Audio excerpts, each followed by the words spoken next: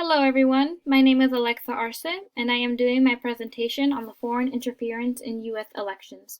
Specifically, we will be focusing on the upcoming 2020 presidential election. To introduce this topic, in 2016, the election between Republican candidate Donald Trump and Democratic candidate Hillary Clinton exposed to many Americans the vulnerability of our elections in terms of foreign influence. A report done by Special Counsel Robert Mueller showed that internet bots and trolls were released by the Internet Research Agency, which is a Kremlin-linked troll farm.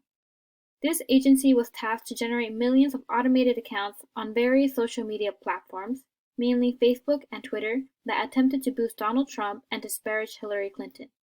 Among this, many social issues were used as a way to create divisions among the American people, such issues as immigration, Black Lives Matter, and the LGBTQ community. There is no doubt that these internet bots are being used to this day and will have an impact on the 2020 presidential election. Already, the coronavirus pandemic is being used by internet bots to sway public opinion and sow discord among Americans.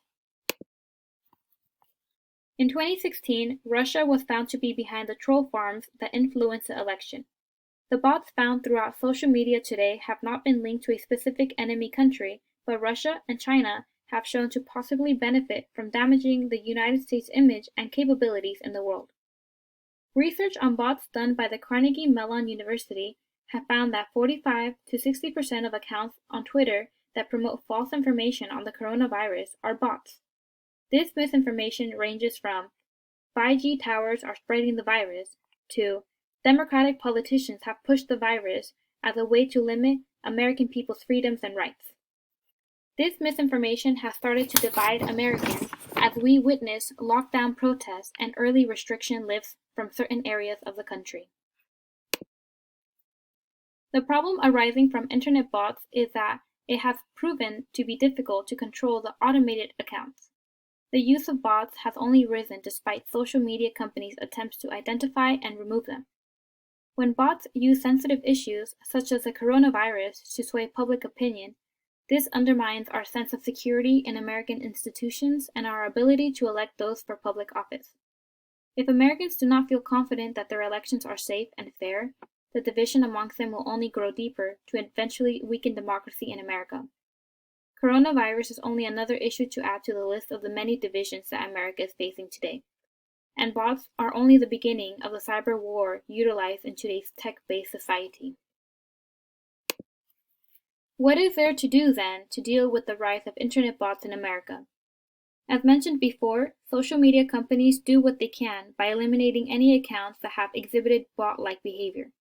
But since this bot activity has only risen, their attempts seem futile. We propose the use of a certified voter in order to distinguish between bots from real people. This idea has been brought up but has not gained much traction. It works much like the blue check mark that a verified Twitter user receives to signify that they are real. One is able to create an account to their social media of choice and must undergo a verification process that verifies who they are and if they are a voter in America. A checkmark will then appear on their avatar as a badge that they are not an internet bot. This solution, in addition to the already existing algorithms to weed out bots, can assist the American public in making informed opinions. They would know who is real and who is attempting to push an agenda. Social media companies and Congress would have to work together to pass this into law and make it available to all who use social media for news. Misinformation would not take hold as it has been and will continue to be doing.